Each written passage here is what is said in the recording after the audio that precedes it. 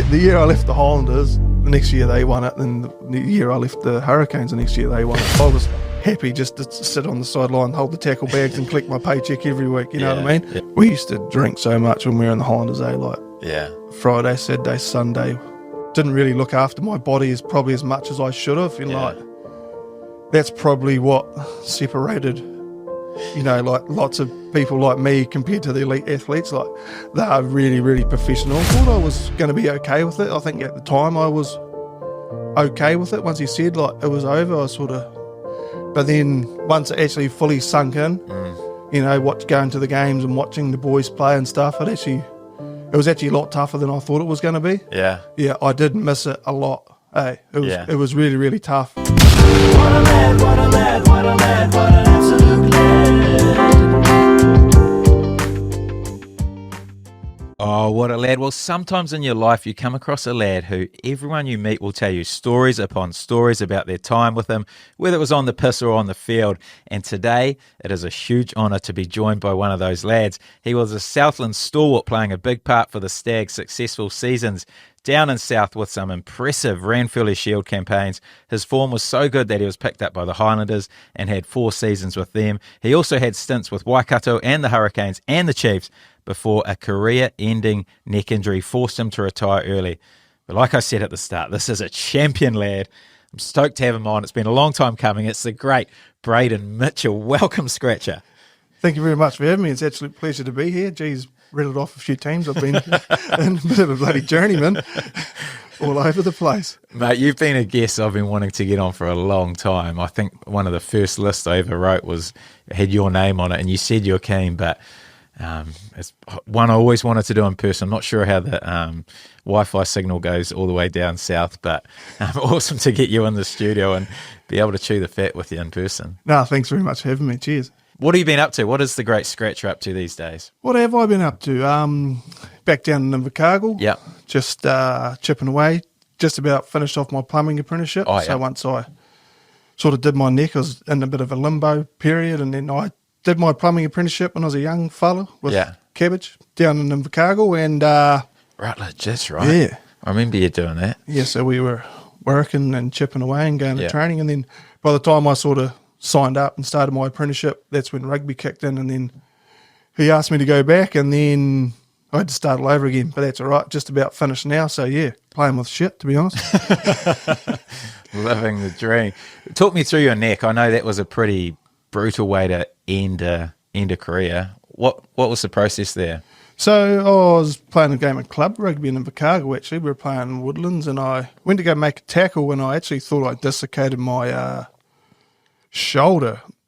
It was quite sore, and like my whole body just sort of went numb on my left-hand side, and my shoulder was really, really sore, and it was a bit of a funny sort of one, and then thought it was my shoulder for a long time, and then we found out it was my neck. So I had an operation on it, and then got my disc done in my neck, and then that was all good. And then I sort of went back to try play again, but I couldn't play hooker because every time I went to go to a scrum, my whole body would go numb on my left-hand side. So I convinced Dave Hewitt to let me play 6, and then took a bit of convincing, trying to practice jumping in the line-outs and all that kind of stuff. Surely they kept you throwing, man. That was a craft of yours. No, it was actually quite good, not throwing into line down. I had the most fun playing footy at number 6 rather than not having to worry about the bloody, geez, I was giving the hook a stick too. Get it up. No. And then sort of during that year when I was playing, I'd like make tackles, and when I was passing the ball sometimes, I'd like get massive stingers in my arm, and make a tackle, and my body would go numb, and I sort of stuck it out for a year, and I was like, nah, this is not really too flash. And then went back to my surgeon and had another scan, and he said, no, we're going to have to fuse your neck.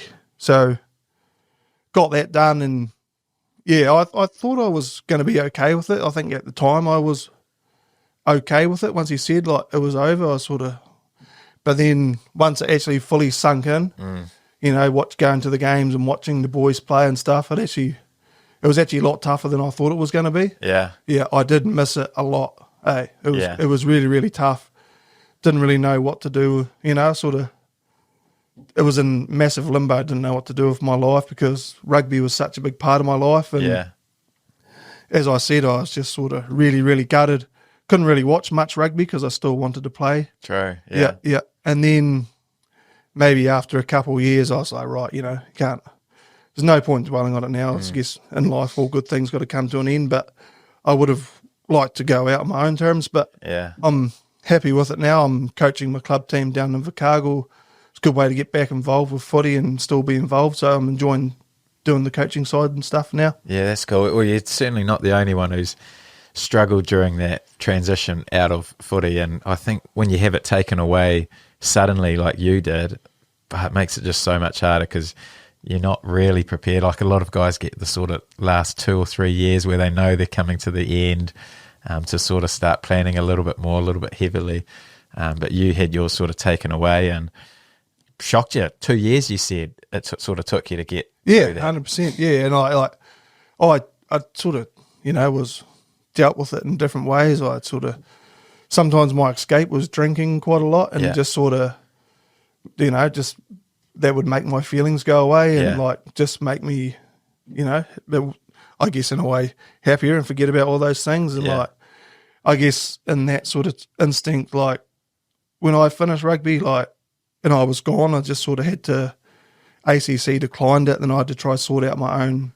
Oh shit! Through my insurance and stuff, I had to sort out my own surgery and go down that sort of path, and that was tough. But then, lucky, I found some good people that helped me out, and we sort of fought ACC and got all that sort of stuff back. And you did get it covered. So it all worked out quite well in the end, and it was all hunky dory at the end. But like I said at the start, it was really, really tough and stressful times having to try and. Oh yeah, mate. You know what it's like as a footy player. Everything's handed to you on a plate. You don't have to even sort out your own flight. Just about have to get chauffeured into the bloody surgery room.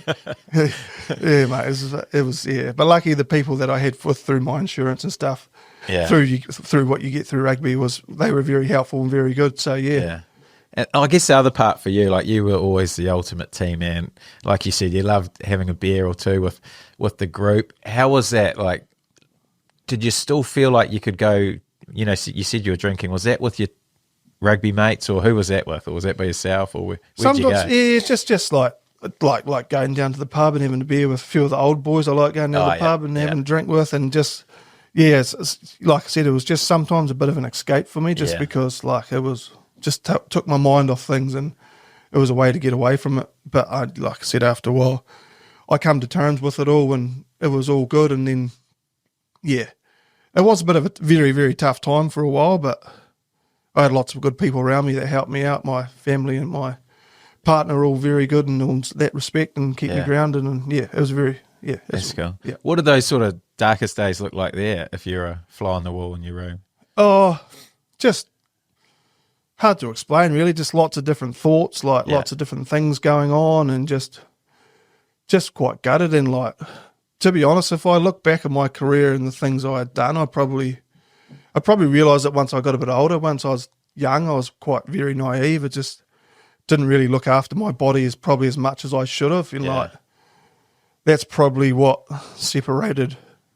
Lots of people like me compared to the elite athletes, they are really, really professional. Sometimes, I'll definitely admit it, I was especially with my super contracts and stuff, I was happy just to sit on the sideline, hold the tackle bags and collect my paycheck every week, you know what I mean? Yeah.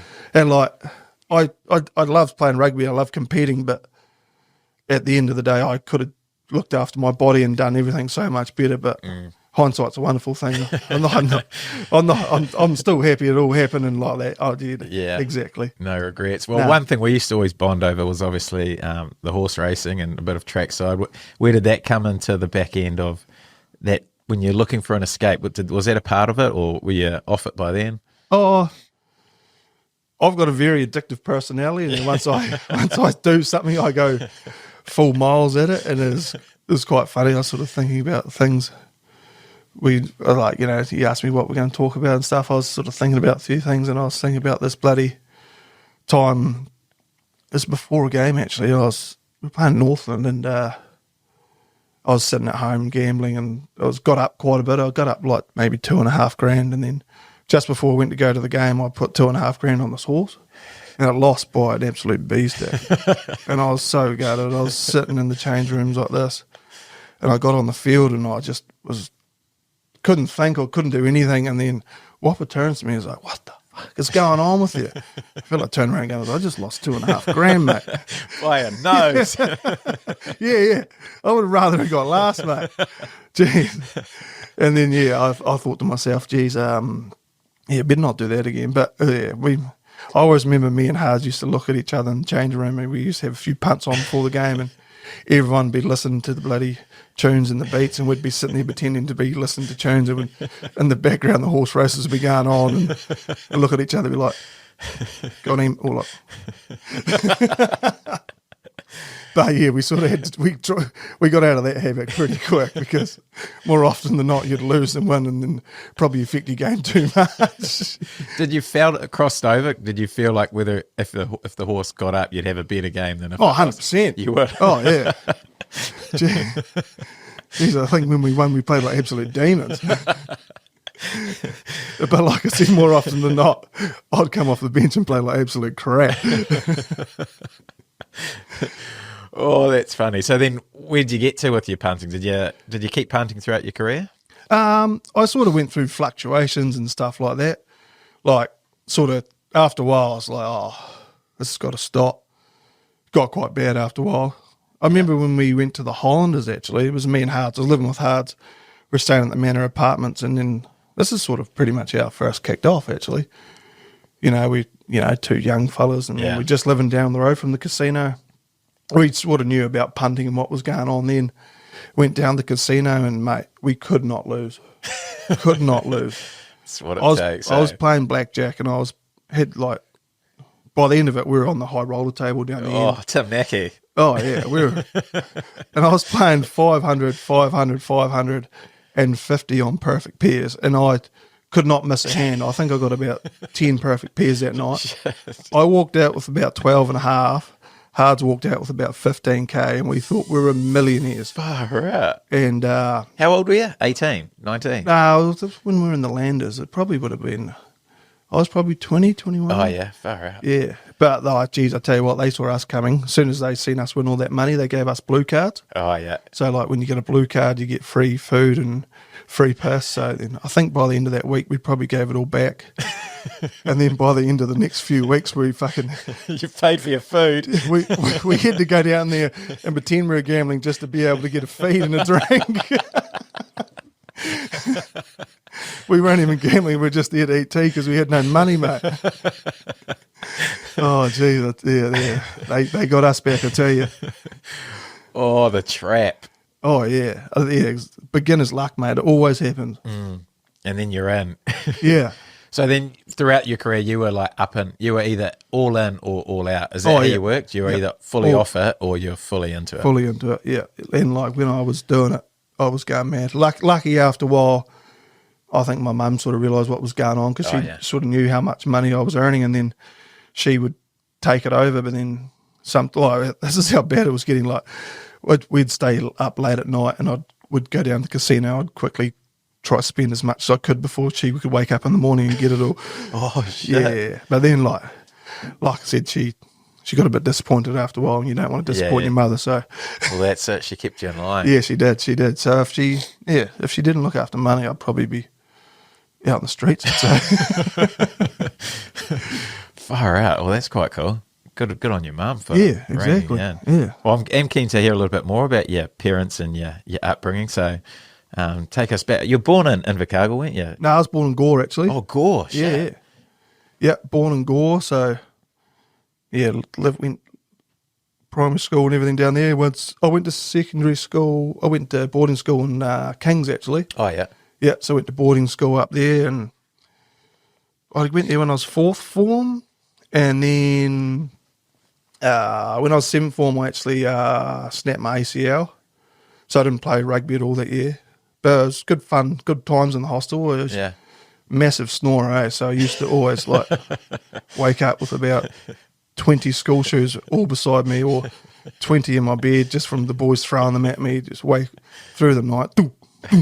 Oh no, I've been snoring again. She used to try my hardest to stay awake as long as I could, so I couldn't get absolutely abolished by school shoes. You know, like the old school shoes are like, you know, the big yeah, geez, leather ones. might as well be throwing rocks at me, mate.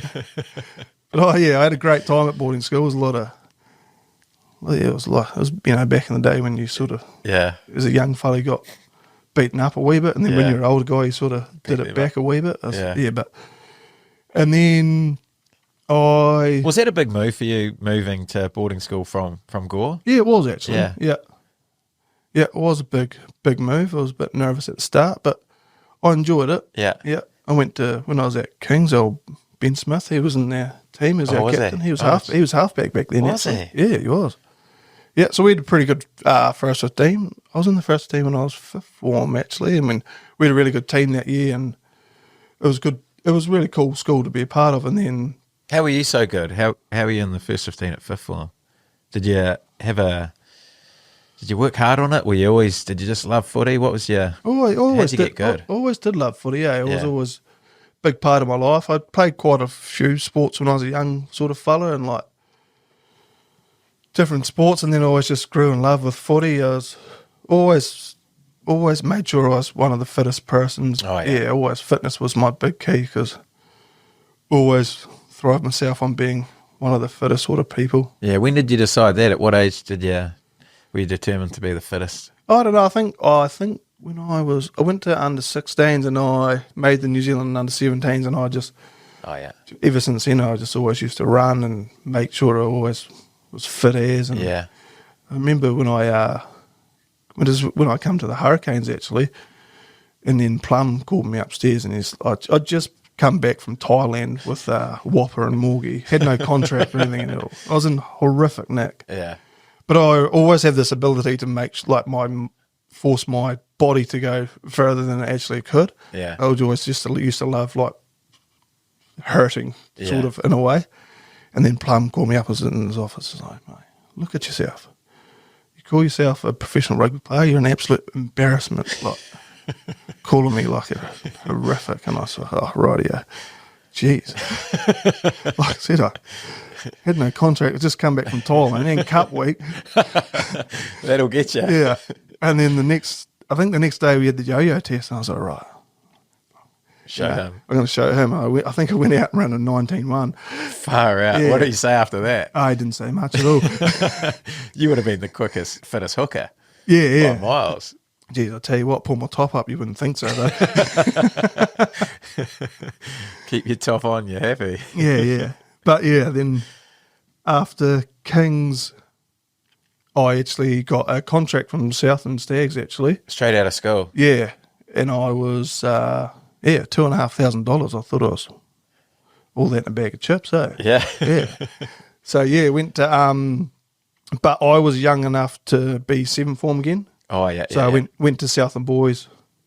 Oh, true. Yeah, Second year, seventh. Yeah. Oh, yeah. So I went to Southland Boys, and I was flatting with Hards then, actually. That's when I first went to Hards. Oh, yeah. Yeah, that's when she all began. You were flatting while you were at school? Yeah, I was. Oh, far out. Yeah.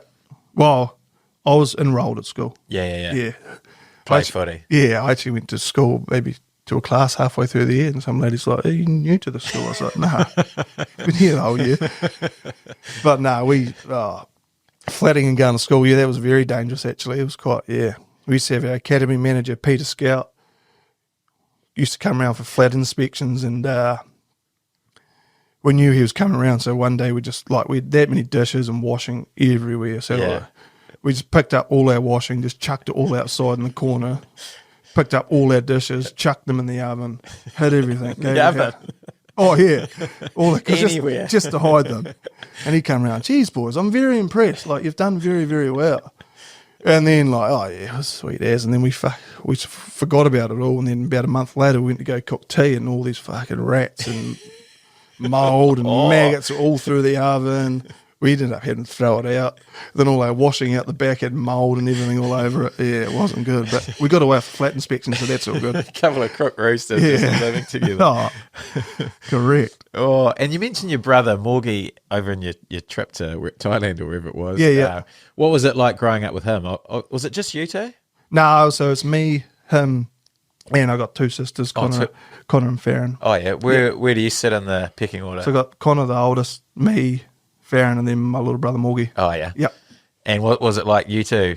I guess you two would be in the backyard. Yeah, I remember always playing rugby against him in the backyard. Always used to be me and my mate versus him. We used to play tackle rugby. We used to run at him all the time, and just to his credit, he was very good. But it was to be fair, it's probably one of the coolest things I've done in my career is play rugby with him. Yeah, that's cool. I think the obstacles he has had to overcome in terms of his deafness is pretty incredible, really. So was he born deaf? He's coming on the podcast in a few weeks. I'm looking forward to getting him on. But so was he born deaf? So my older sister and him were born deaf. Yeah. Oh wow. Yeah. Didn't really know how that came in the family. So yeah. But yeah, I always, as I said, like incredible what he's done. So they were not fully deaf, but over time they lost all their hearing. I vividly remember the time that he lost it. Actually, we were down in South, and then my mum rang me up. She's like, "You're gonna have to go around and see your brother." I was like, "Oh, why's that?" He's like, "Nah, he's no good." So I went round to see him, and he was just on the ground in hysterics. And he wasn't well. It was quite a sad sight, actually. I was feeling very sorry for him, and it was, he was quite a young fella, and he was just in the corner like, "It's all over, it's all over." And I'm not a very emotional person, and I didn't really know what to say to him or know what to do, but he had lost all his hearing, and then got on to the surgeon. I suppose he'll tell you more about it, but when he got his cochlear implant, they could put it further into his brain, and so he could continue playing rugby. And so it was quite a tough time for him, but but for me to have to go around there and support him, it was quite tough. But I didn't really know what to say to him, but I suppose in hindsight, if I had to say anything, he probably wouldn't have heard me anyway because he was deaf, I suppose, so, without being rude. But like I said, it's very incredible what he's done and overcome. And it was like I said, it's probably one of the biggest highlights for me is being able to play rugby with him by his side. It's quite funny once he got his cochlear implant done, he's like, it's like, "Oh shit, man, I can hear difference between a truck and a car go past. It bloody sounds like the birds were having World War III out there this morning. I didn't know what to do." I guess like the change from going like, you just take those things for granted, and then do you what? Being able to hear, you just don't even, you never even really think about it, do you? But no, exactly. Until you lose it. Oh, 100%. And he never ever used to use it as an excuse. Yeah, I suppose sometimes, apart from when he missed the line out call. I didn't hear it, man. Nah. So how did you communicate with him and your sister growing up? Like, we did a wee bit of sign language and stuff, and then they obviously still had hearing aids, and so my sister's got a cochlear implant as well. Oh yeah.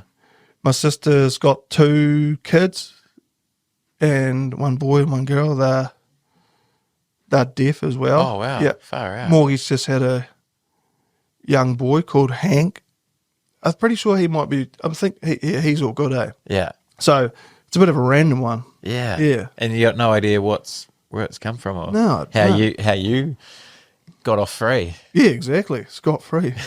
Probably got a lot of different things going on with me. I'll take the deafness. Come on. Give me something else than everything I've got. Oh, so then you made Southland $2,500. You're living the dream with Hardy. What's your next step? You made New Zealand 20s, didn't you? Yes, I did. Yeah. New Zealand 20s. We had our World Cup in Japan. Yeah. Yeah. That was a stacked team too. Yeah, we had a pretty good team actually. I think we had a really good team actually. And then we played England in the final, and they were absolutely massive. Yeah, they were huge.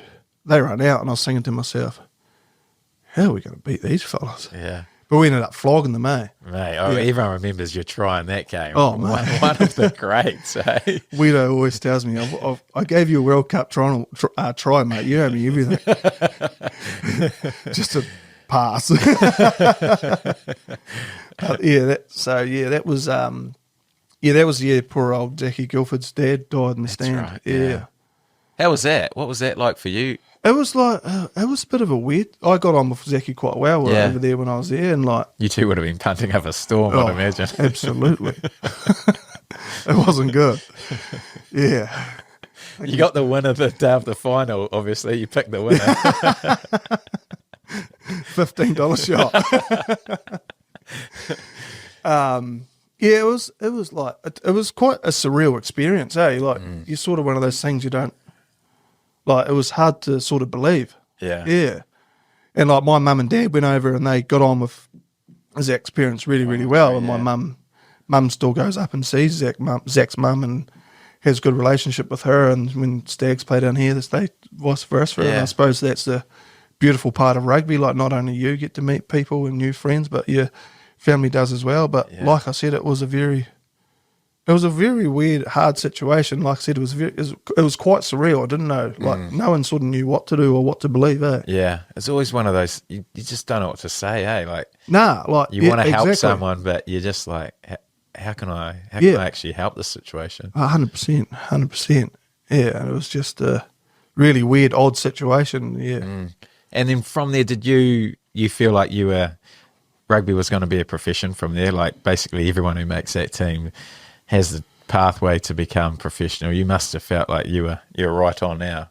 Yeah, I sort of did. I was never a person that had a lot of confidence in myself. I sort of always just sort of took it as it come. And then, I think the year after that,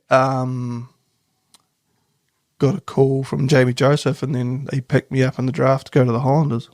True. So when you mentioned your self-confidence there, when did you have that all the way through, like as a kid, or when did you notice that you probably weren't as confident as you could be?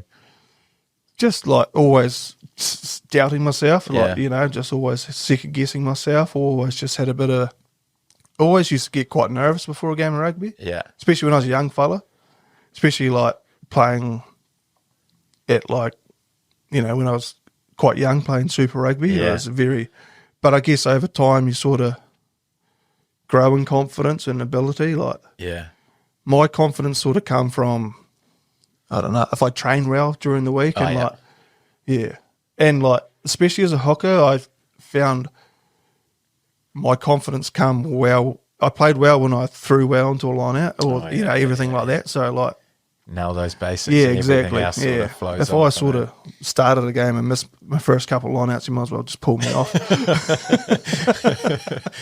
See you later, mate. But yeah, like, I guess over time I sort of grew and got a lot more confident and just thought, like, you're here for a good time, not a long time. No point in worrying about it too much. At the end of the day, it's only a game of rugby. Yeah. Yeah. And it took me 2 or 3 years to be able to learn that. And then once I sort of got rid of those nerves and just enjoyed a bit more, I probably played a lot better footy as well, because I wasn't so anxious and nervous, wasn't always worried about the ball going out, so I didn't have to throw a line out in or something like that. Is that what the mindset was? You'd prefer 0 line outs in a game? That 100%. Yeah. Kick, you were back at fullback, get it kicked out, throw it in. Quick throw, go. Yes. Good on you, Jimmy, mate. But I thought you were, I always had you as a really good line out thrower. I went through stages, like, I guess, like, it's come with confidence, like, I went through a stage where I was like really, really good. Like, well, I think when I came up to Hurricanes, I think my throwing was quite good. And then, man, I don't think you missed one. And then, honestly, mate, after that, when I went to the Chiefs, mate, I honestly couldn't. If I was standing on the beach, I couldn't hit the water. I got the yips real bad. I was horrible, and was practicing so much, and I was like doing everything I possibly could. And the more I practiced, the worse I got. So I was like, bugger it, I'm not going to practice anymore. I might as well, if I'm going to practice and keep getting worse, I might as well stop practicing. But I just after a while, I just sort of, Yeah. So did you end up just going into games cold and just? Well, obviously had to throw the ball into the line out during the week. Or could someone else do this for me? But like I said, when I was at the Chiefs, I used to stand around for ages trying to throw and just get everything better. Yeah. But I just think after a while, like I said, the more I practiced, the worse I got. So I just sort of just let it go and just didn't worry about it. And then I think, like, when you don't worry about things, you just sort of just do what comes naturally. And what would you tell a young scratcher who was going through that at the time? Like, obviously, there'd be a lot of young hookers probably listening around, potentially going through that where they cannot throw a seed to save themselves. What would you say?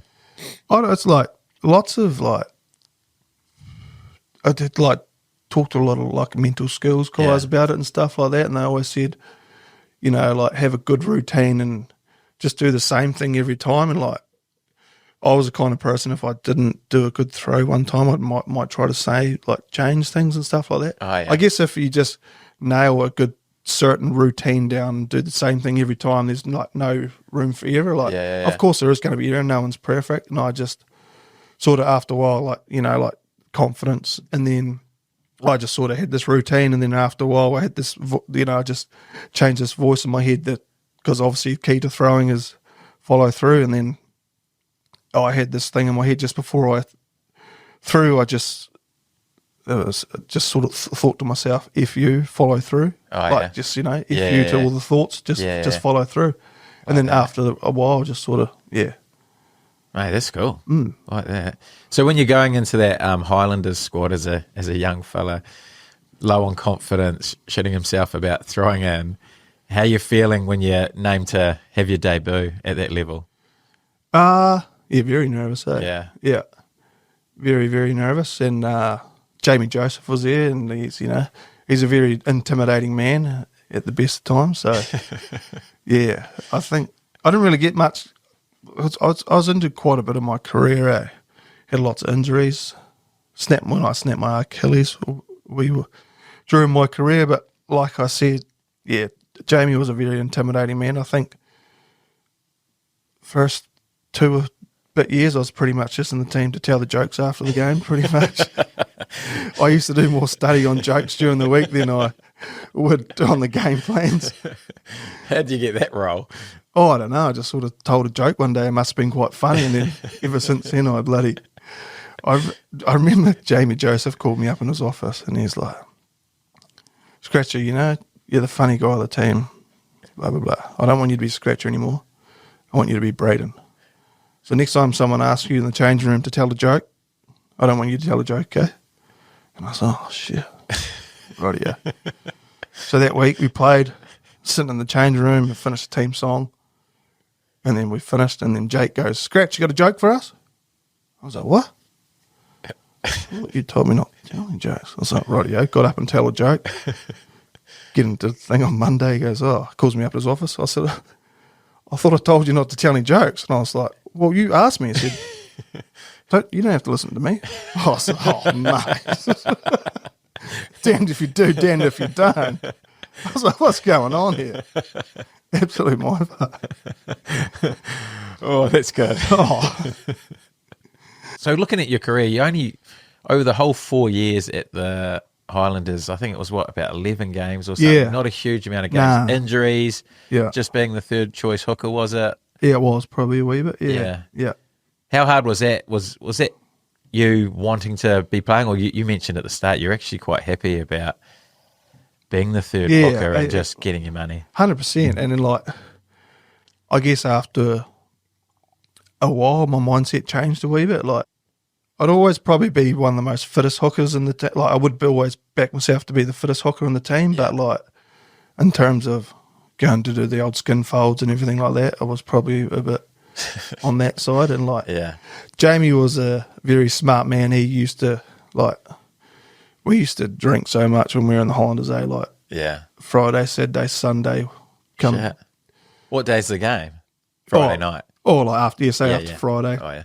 Saturday, Sunday, like, heaps of us boys used to just bloody go mad. And, like, always used to, I remember, like, all of us boys that used to do it, and Nacho used to get us into a group, like, right, we can't let Jamie know that we were drinking. We've got to be the fittest when we do this fitness training. So we're all out there in front, and then we're all fucking spewing like buggery at the end of it. Nacho would be in the corner go, oh. But he was an absolute beast, mate. He was like, he could hardly bloody see some Monday mornings and then just go out there and absolutely rip through the fitness, and you just used to follow him, mate. Just, far out. G's used to be in the hurt locker, though. Yeah. Honestly, looking back at it now, I don't know how he used to do it. Yeah. I have a few beers on Sunday now. I can hardly go to work on Monday. That's a full piss up, front up mentality, Oh, wasn't it was, mate. Shit, It was. 3 days. Absolutely was. And then, like I said, Jake was a very smart man. He called me aside one day because he obviously knew quite a few people in town and whatnot. Yeah. You know, I know what you guys get up to in the weekend and stuff like that. Eh? He's like, I know you've got the mindset to come out here and prove to me that you haven't been pissing up, but I know you've been pissing up, boy. Yeah. Yeah. And then what? No, nothing changed. So you move up to Waikato before you leave the Highlanders, wasn't it?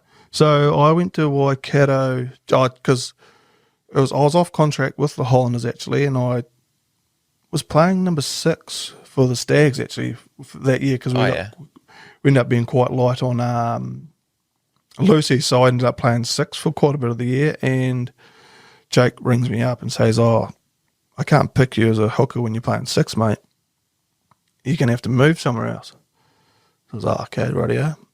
And I didn't really want to leave Southland at all, to be honest. Yeah. Yeah. I was very happy there, but so yeah, got a call, went up to Waikato, played hooker for them, and then Jake didn't pick me anyway, so that was bloody perfect, mate.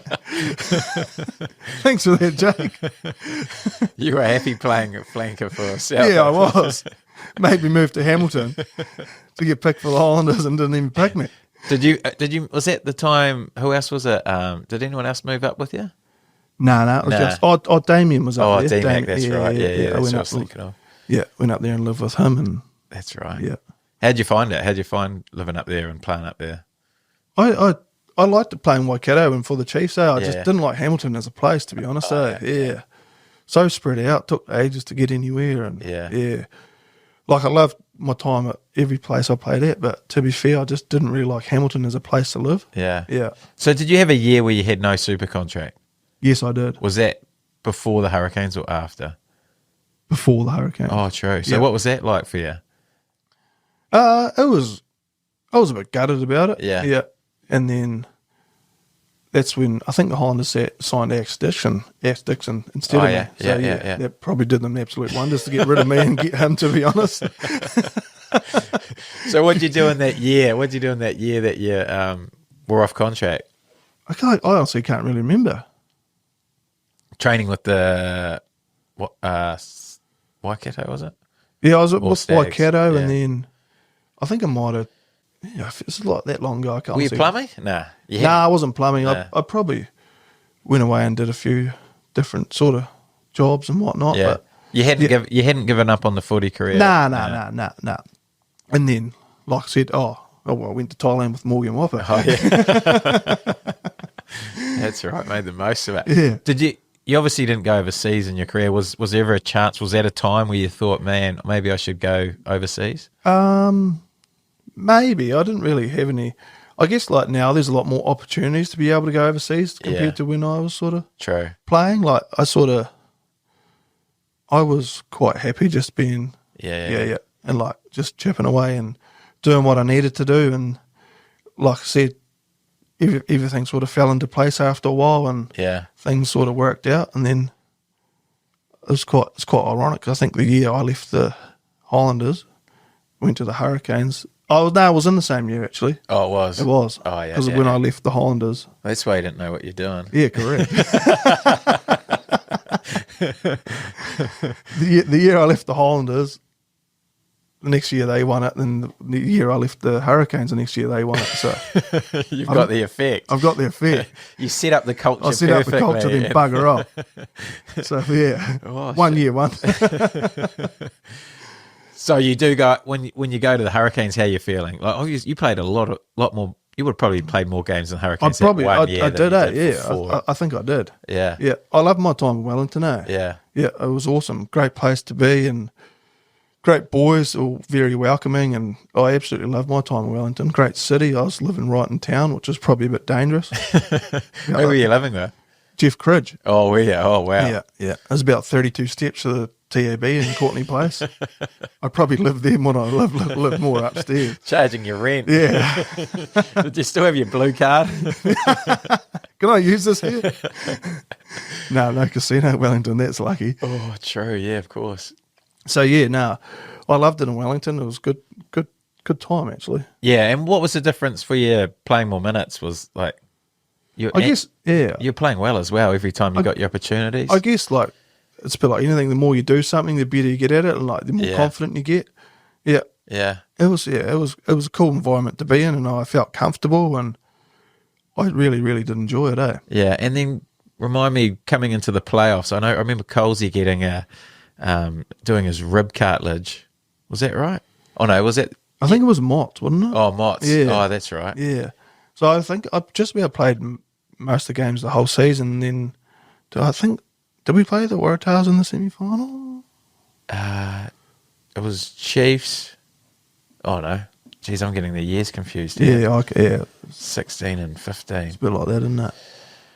Who We played the Highlanders in the final. No, Highlanders I didn't in the play. final. I didn't play the final. Oh, you didn't play the final? No, I didn't play. I think that's when Mott's come back. Oh, but yeah. yeah. What was it like watching the final? Obviously, team that you'd been with for 4 years. And Yeah. Had lots of good friends, and like I loved every team I'd been a part of, and enjoyed everyone I'd been around. I was quite mixed emotions, but of course I wanted the Hurricanes to win. Yeah. And I was pretty gutted that we lost, but Yeah. happy for those boys that had worked so hard to be able to win it. Did you see their win coming? It was a bit of an upset. 100%.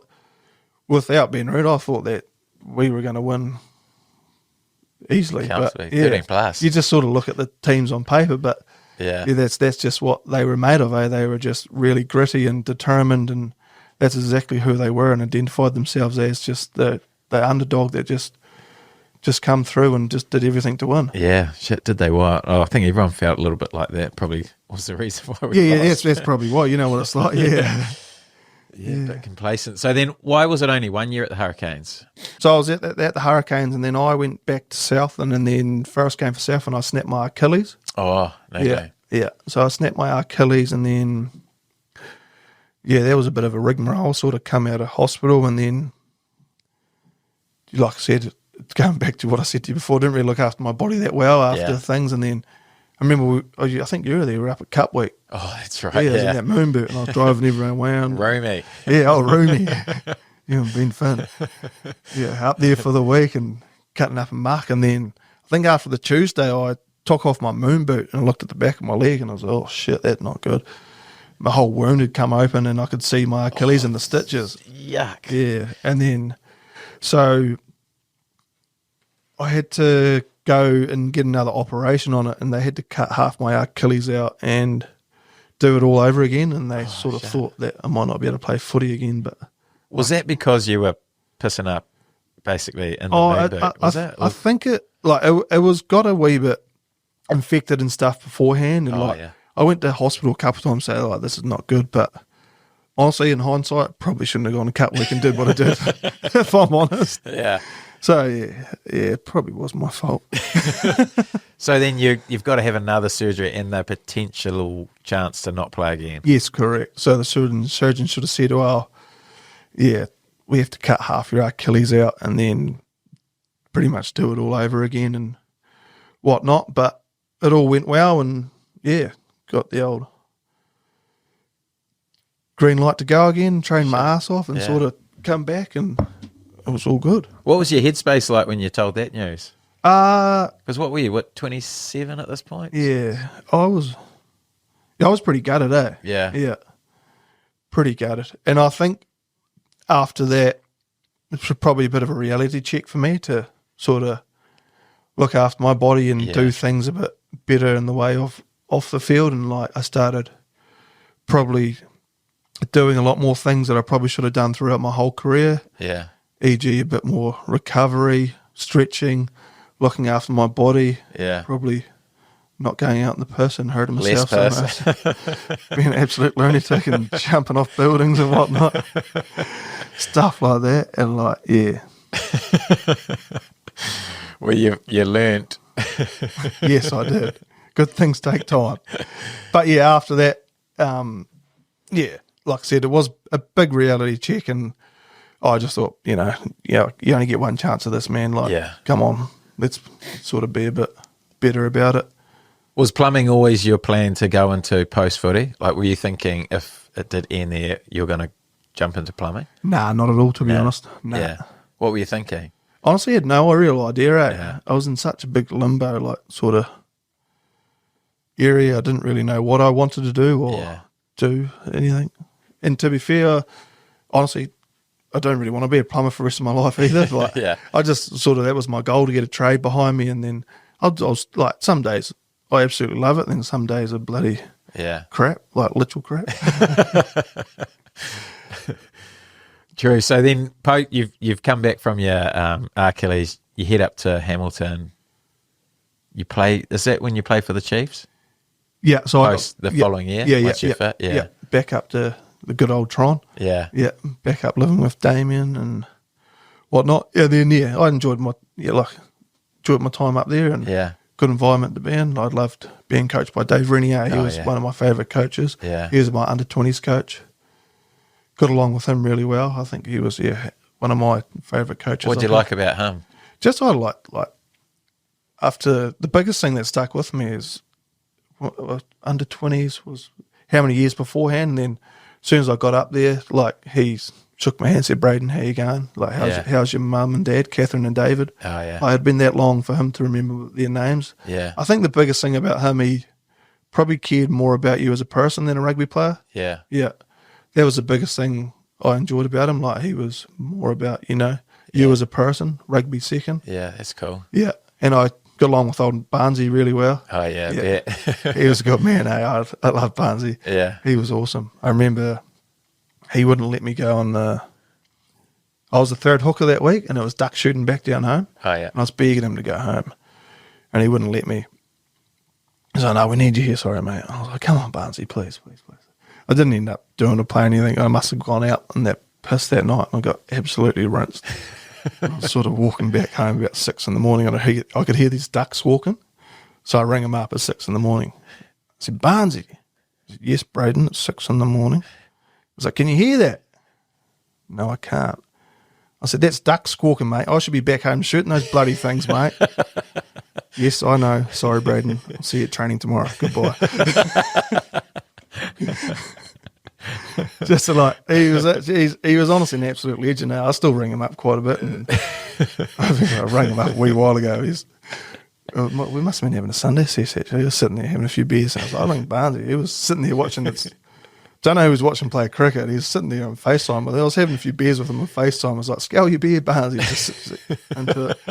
He's such a great man. He's such a you can see why the boys respect him and have so much time for him. Yeah. But you mentioned your form wasn't that good. Like, you struggled, especially at line-out time when you went up there. Yeah. What was the effects of that, you think?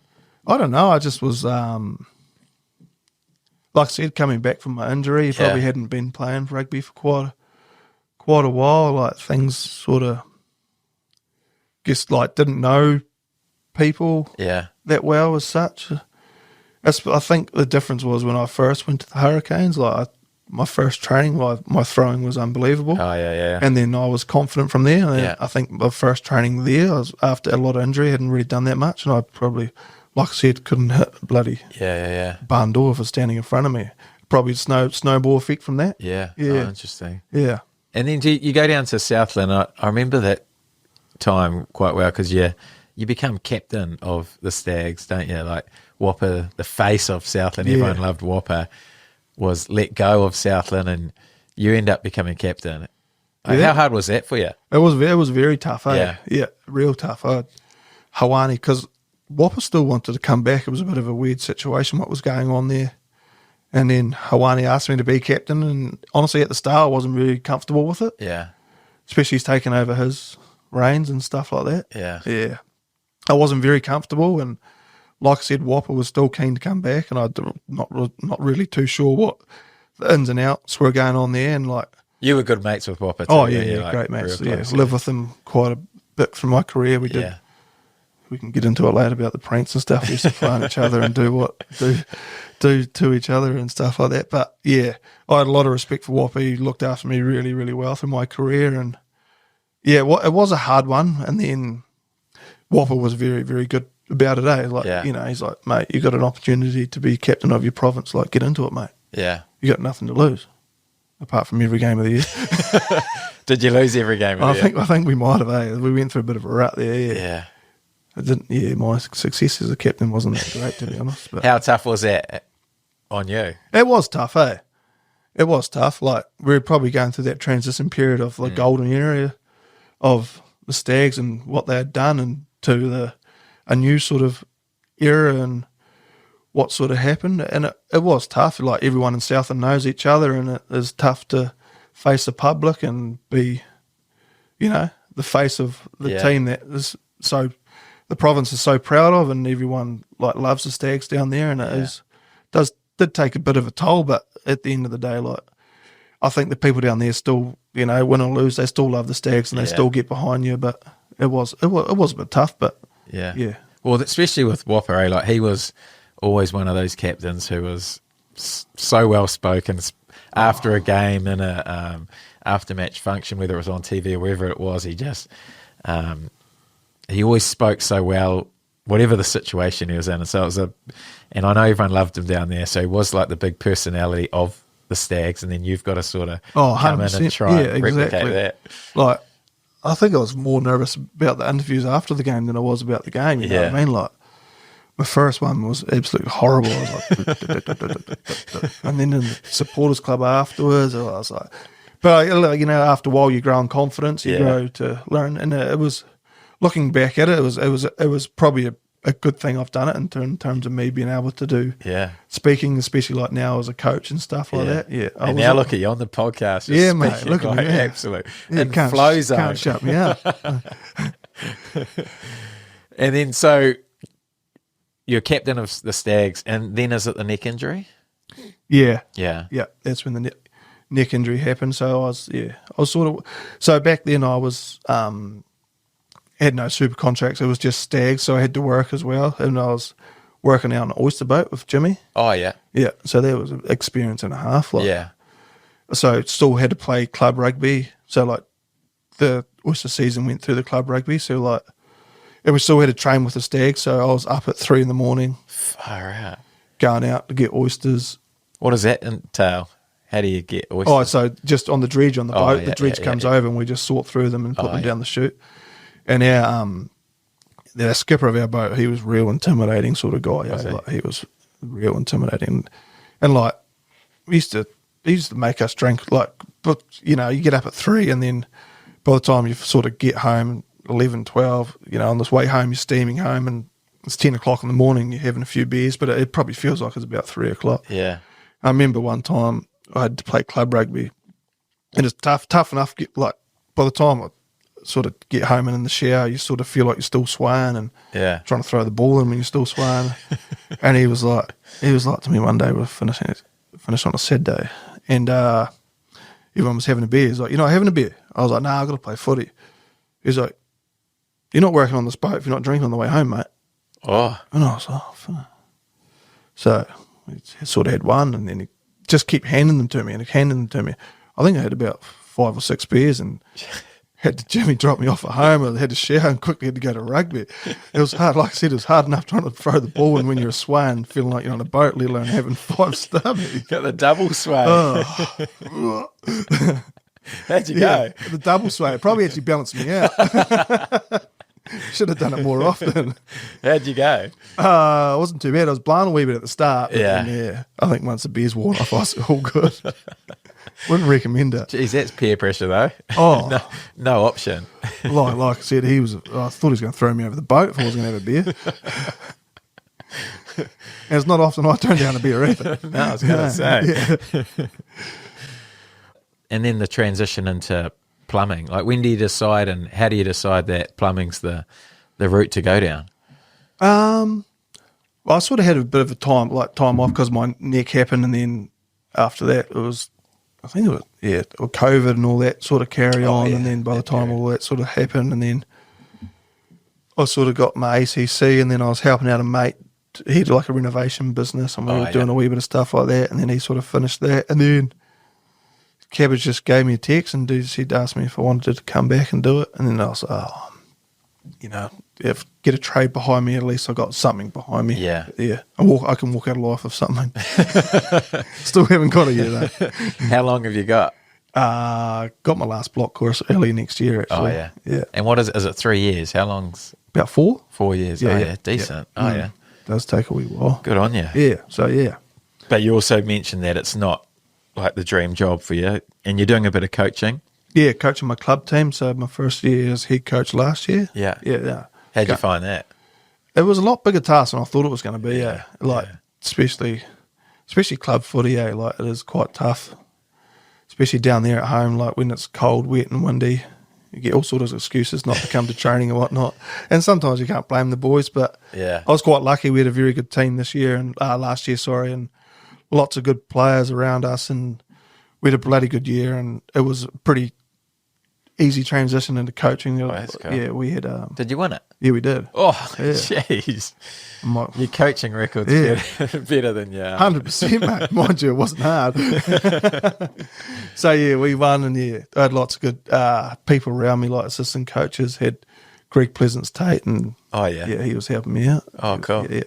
You know, he's very hard on the boys, pretty straight up, and tells them how it is. Yeah. So was that your first straight into head coaching? Yes, it was, yeah. Oh, yeah. Yeah. Natural head coach. Love that. I don't know about that. And have you got ambitions to stay in the game? Oh, coaching? I did enjoy it, eh? Yeah. Like I said, it has its challenges, but it's very rewarding as well.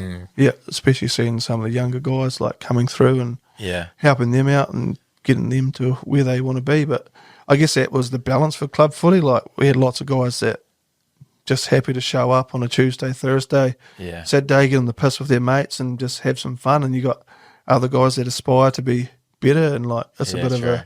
you got to sort of try and make them all meet in the middle. And you want those guys to be able to get further, but you got to respect the fact that those other guys are there for different reasons as Yeah. well. Well, you obviously did it, man. Some Yeah. start to your coaching career, and there's a lot of good young coaches down in Southland at the moment. So Yeah, there is. like the Yeah, NPC side's full of them as well. 100%. Yeah, there's a lot of good coaches going around down south at the moment. So that's the pathway. Would that be the pathway for you? Like, I would like to get into coaching, but Yeah. like I said, anything can happen. But like, if it does happen, it does. But if it doesn't, you've got your plumbing to yeah, fall back on. yeah, exactly. Oh, mate, you're in the ideal spot. Don't know about that. Well, mate, this is the bit that I know a lot of people will be excited about is sugar. the questions. Oh, I know I say it every episode is that, geez, a lot of questions came in, but I don't think I've had as many questions around detailed stories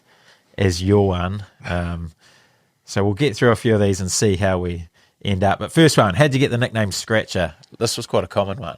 Oh, it's honestly a bit of a crap story. So when I was a young fella in the Stags, before training, at training, all the boys used to bring their dogs. Yeah. So my job was to run around before training, get everyone's dogs and tie them up. So my nickname was the dog handler. Yeah. And then we were in a huddle one day, and then Whopper had a real itchy back, and he was talking, and he says, "I scratch, can you?" Not scratch back then. Dog handler. Like, dog handler. Can you scratch my back? And he was talking, and he was like, that's in there. One of the coaches was like, "Oh, he's not the dog handler now he's a scratcher." And that's it. And it's just, honestly, I hardly respond to Brayden now. Even the boys call my mum Mrs. Scratcher. Mrs. Scratcher. Yeah. So Whopper was speaking and you were scratching his back. Yeah, he was enjoying it too. It's like I said, everyone reckons it's because I scratch my nuts all the time, but it's not. Could be. Yeah, it could be. Okay, next one. How did you break your foot at the Stags end of your do and you weren't even a player? Thankfully I didn't end up breaking it. Oh, Nah. So I had to run their cordy actually. they called you back to run their Yeah, cordy. run the Oh, cordy. yeah, cool. And it was good fun actually, but I remember it when I was at Waikato, we had India piss up, everyone sits in those plastic chairs. Yeah. And I was running around kicking the leg out of them all, Oh, and yeah, they just yeah. falling. So I went to go do it to one of the boys at the trip, and then kicked it real good, and then I don't think the chair was plastic. Woke up in the morning, my foot was black. Oh, true. Did you know at the time or no? You couldn't really feel it till the morning. Oh, I couldn't feel it till the morning. Shit. Yeah, it was. It was quite sore. So you go get an X-ray. No. Nah, well, I didn't want to because I just had to grind it out for a few weeks. Just let it heal. Yeah. Oh, that's good. Okay, ask him what's in the Scratcher special. Might be just a dinner I cook. Yeah. If I can't really be bothered cooking, I just get, the old hokey fillets, Yeah. chuck them in the air fryer and a mixed bag of salad and just chuck them in a wrap. Beautiful, mate. Oh, the Scratcher special. Yeah. Hokey wraps. Simple but effective. Like your all dishes too, mate. Okay, now this one is a must ask. The Uber trip in Ibiza. Oh, geez, that was an experience and a half. Talk me through it from the start. So we're in Ibiza, and it was when I went over to the UK and had a good trip with my partner and that. We're in Ibiza and got in this taxi, and this guy was going, quite fast. And then there was me, Tyler, and my missus in the back. And he was going like real fast, and he was just going through roundabouts. How fast? I didn't get to it. And then he was going through, and then I was like, go fast. I was winding him up. And then he said, I'll go fast. He's like, yeah, you want me to? So he just puts his foot down and he's just driving with his knees, going over speed bumps. And it was getting quite erratic, actually. And then my missus was in the back. She was like, stop, slow down. I was like, nah, keep going. Yeah. And then I looked over in the speedway, at the speed camera, there's a speedo. He's probably going like 200 k's an hour. Shit. Just flying through. And then my partner was just about crying at the end. I was like, no, slow down. It was, I was winding him up. He was just like, and he was turning around looking at me like, you all good? Just going through roundabouts. It was quite crazy, actually. All right. What did you get? You give him a 5-star? Bloody hell. Did what you told him to. Yeah. I enjoyed it. I was having great fun. Ask him about the Makita motorbike purchase. It was just like a battery-powered one. Was it? Me and Kurt... Came in a couple of times. People love it. Oh, yeah. Me and Kurt Baker were just on this Placemakers bloody promo down in Chicago. And then we just brought these wee Makita battery-powered bikes. Just fold up and pedal away. But they're actually fucking hopeless. Probably one of the worst purchases I've ever done, sorry. It was horrible. It was good on flat. As soon as you go up a hill, you're bloody... Backwards. Oh, yeah. No, they were... Not a good purchase. Yeah, nah, sorry. No. Nothing against Makita. Just don't buy their bicycles. Oh, it's a bicycle? Yeah. Oh, shit. Like a battery-powered bike. Oh, yeah. Oh, okay. I'm with you. Ask him how many tins he put away between Queenstown and Glenorchy on my stag at the start of year. For context, one of the boys told him the record was 13. He did 11, and it's a 40-minute drive. Do you remember that? I do remember. I can't remember how many I did, but... You said you'd done 11. Yeah. You reckon it was more? You reckon you got the record? Nah. 40-minute drive, that's pretty decent. Yeah, I was knocking them back. I had a good crack at it. What do you mean the record was 13? How did he know that? Does he know something else? No, they were winding you up, apparently. They told you the record was 13. They told me the record was 13. That'd be why I tried to do it. Yeah. I was thinking I was going pretty good too. Yeah. It probably was 11, but they kept saying, it's 12 now. Get to 13. Mind you, when you think about it, who the hell has a record for that anyway? Who wants that record? I've got it anyway. Yeah. Oh, you've got it. Ask him about the time he nearly drowned twice in Joe Wheeler's spa. Yeah, there was went round to Joey Wheeler's place actually, and then it was before I went up there for 660 concert. Oh yeah. Yeah. Had a bit of a big night sitting there with Joey, and then he got out this really unique, expensive bottle of whiskey he had from Suntory in Japan. Oh yeah. Yeah. And we sat back, and I quite like my whiskey, so I had a wee few of that, and then it'd be from Giannis, Aiden's brother. He came round, we had a bit of a spa, and then all of a sudden I've just obviously had enough and joed out, and then just sunk in the spa, and they had to pick me up and flop me out, and then I woke up outside the spa. That was all good. Oh jeez, far out. That's brutal. Yeah, those spas are dangerous when you drink. Hey? Yeah. I didn't realise it was. I just sort of obviously had enough to drink. But Yeah. they were in there with me. Yeah. Would you, if they weren't there though, would you have just conked it? I wouldn't have gone to Spa anyway. I would have been able to. Man, that's pretty crazy. And did it happen twice? No. Just a bit of interest. Oh, geez. Okay. What's his favourite nugget pit setup? What's the nugget pit? Oh. We always used to have this thing like, say if we had like weekends off, we always used to grab the mattresses out and just make a big like we used to call it the nugget pit. So we used to call it getting nuggety. So you just like make a big setup, like shut all the curtains, just bloody put the TAB on, have your laptop, you know, Ready to go. yeah, just see you later weekend. The nugget setup. Yeah. Like it. Okay, next one. Best prank you did on Jamie McIntosh. Well, I remember we were up in the Highlanders and we ended up having one of his spare keys for his truck, but he didn't know he had it. Oh, yeah. So every time he parked out training, we'd like just move it a wee bit. One park at a time. Or just like from one park. You know, you always used to park at the end. We always used to like maybe quickly go move it into another park really between cars. And like after a week, we'd just used to see him. But like Whopper's like real oblivious to shit sometimes. They like wouldn't even know, just waddle on. Like we thought we were fun as. And then after like a week, we'd just move it from like one side of the park to the other. Yeah. And then like for a week, you sort of come out and be like, oh, scratching his head, like what's going on here? And then like after that week, we'd move it like ages away. Yeah. Like, just like trying to make him think he'd gone nuts. And then one day we just took his truck completely, and then he just like turned to us, "You little fucking." But yeah, and then like Hards used to be a shocker for like looking over and seeing what his password was, so, like, to break into his phone and stuff. Yeah. And like used to have his partner and stuff like. And like it used to like make bets, so like he'd be like texting her, and then he'd go for a shower or like something, and then it's hard to be like, I've got his password, and then like maybe like text his partner and just be like, oh, you want to go out for tea tonight? You want to do something tonight? And then delete the message, and then she come back out of his shower, and then sometimes he wouldn't really know what was going on, but then he clicks and he was like, you guys have got to stop doing this, getting into absolute shit. Would he get you back? Oh.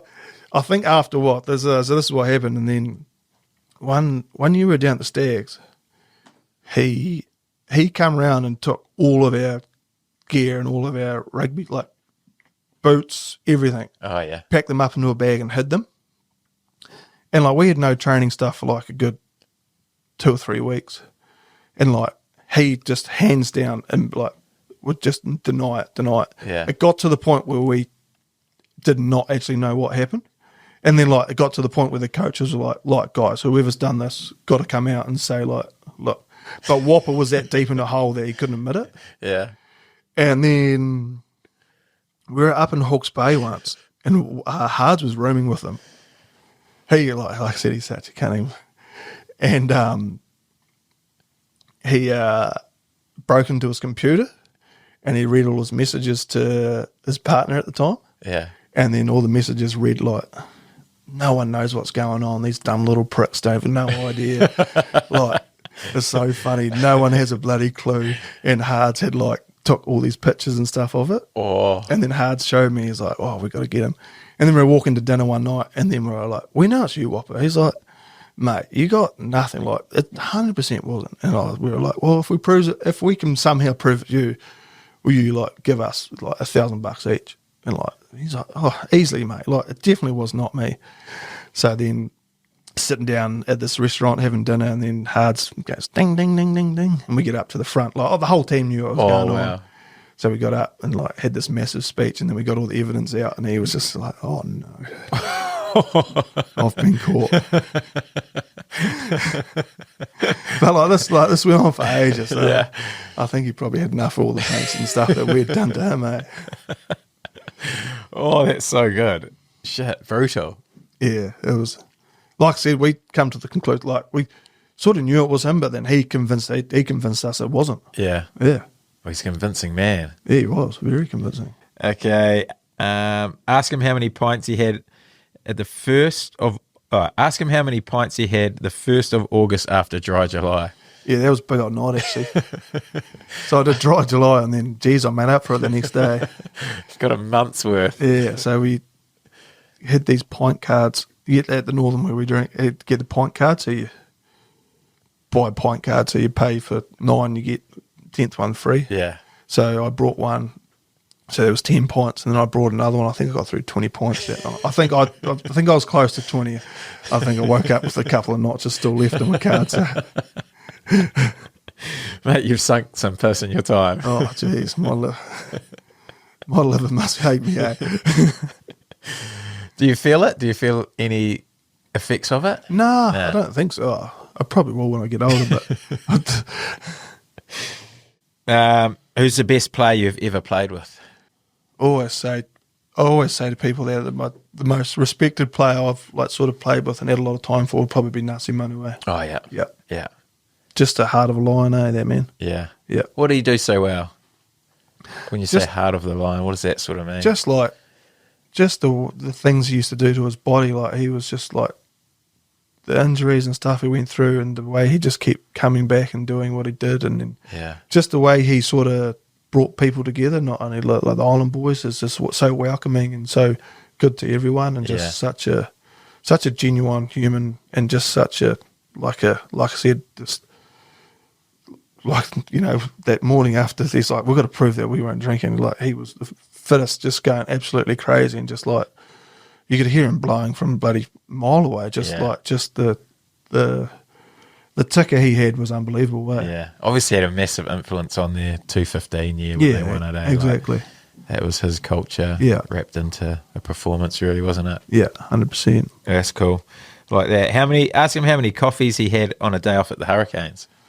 Oh, that was me and Cully went round and had see how many coffees we could have. Geez, I had the shakes by the end of that. I think. How many did you have? Oh, I can't remember. Might have been close to 10 or 14. Oh, wow. Yeah, that was not good. Mate, you are an addictive personality, aren't you? Oh, Or challenge. Give him a challenge and he'll try and complete it. I think I felt worse than that after probably having a 14-day bender. What was it? You're just shaking in the afternoon. Oh, just Yeah. it was a horrible feeling, actually. I wouldn't recommend doing that, Yeah. to be honest. Haven't done it since. No, shit, no. I think Cully had the same too. Did you sleep? Yeah, but not very well. Yeah. Probably didn't get sleep or yeah.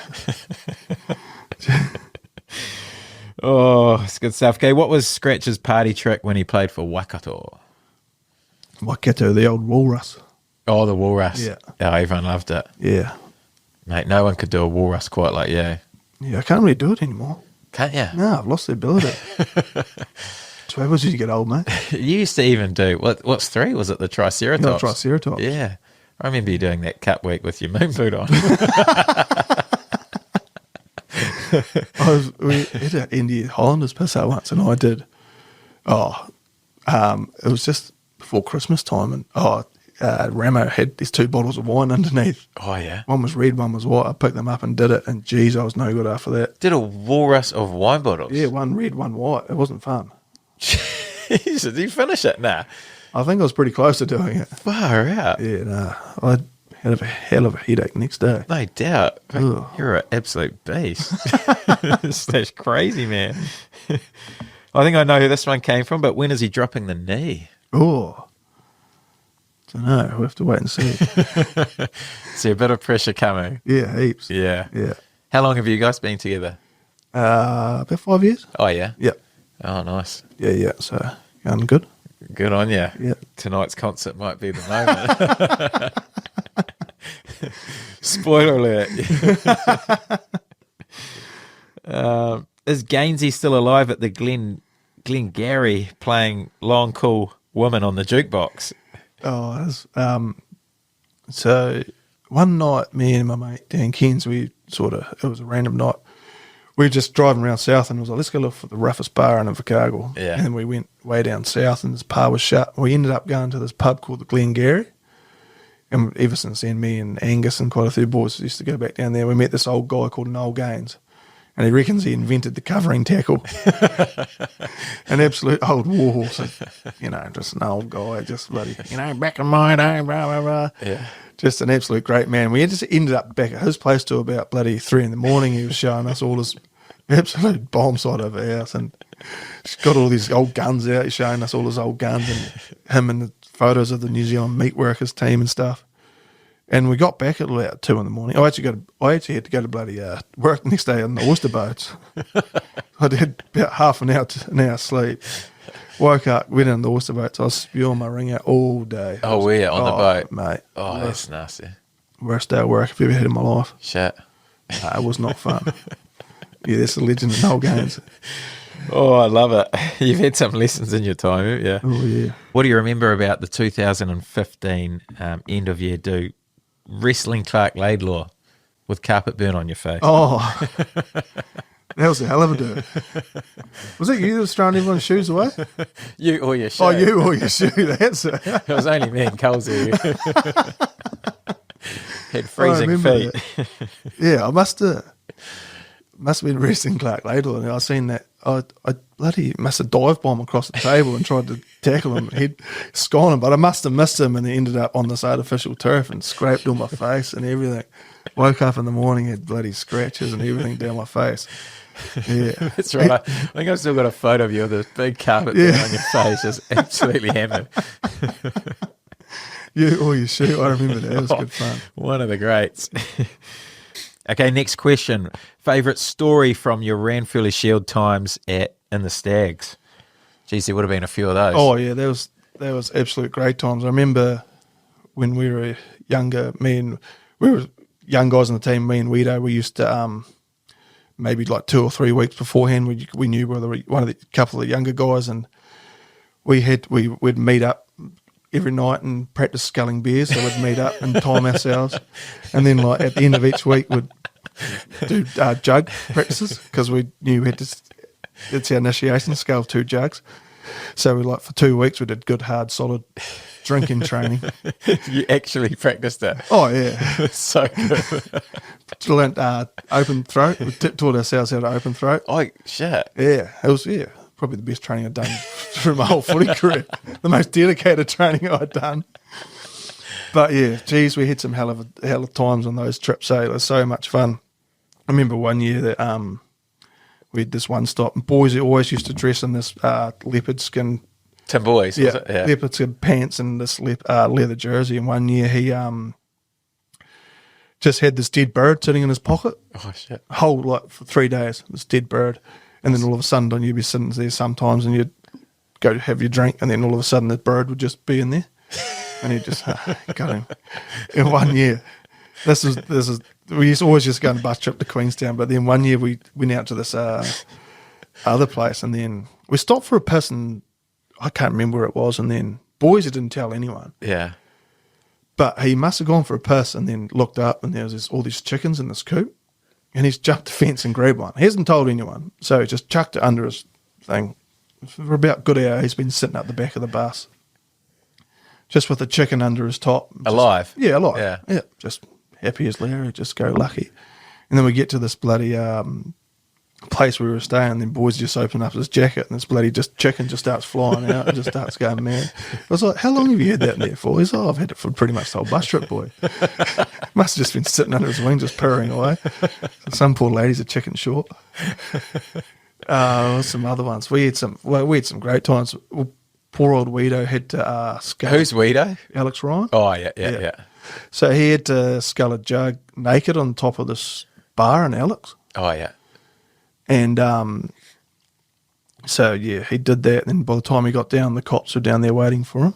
Bullshit. So he got locked up. And then was that an end of year do? Yeah. Oh yeah. So but then all the boys are half pissed. Did he get locked up? He was in the cells. I didn't actually go. It was in Alex. I think he just sort of got taken to, and then all the boys tried to go over there and break him out and whatnot and do all the stuff. It was quite, because someone must have put, Jason Carwell had these shorts on, and someone must have put a padlock on the back of his shorts. I don't know why, but then he said to us, if anyone can get this off without breaking my shorts, I'll scull a jug. And I must have won quite a bit of money at the casino that night. Yeah. So I quickly ran across the Mitre 10 and brought this hacksaw. So I brought this hacksaw. Nah, it wasn't doing anything. And they were just about to shut, and I bowled through the doors. I was like, I need to buy a grinder. So I brought this big grinder. It's like $500. Safety goggles, of course. And all that kind of stuff. And then, so I think by the end of it, we went to the Tapanui pub. In the Tapanui pub, there's a few people in there. Just went straight into the middle of the floor, ripped out the jukebox. Sparks flying everywhere. All sorts going on. Got it off. I was proud as punch. All that just to get a padlock off. And a jug scull. Did he do it? Yeah, he did. But like, yeah, those piss outs that we used to have on those trips were honestly unreal. The stuff we used to get away with and the things we used to do was incredible. Yeah. Couldn't do that now. No, shit, no. Not at all. We'd all be locked up. Oh, good yarns. Okay, last question. Best piece of advice you have for a Woodland listener? I guess for me, just be who you are and be proud of who you are. Yeah.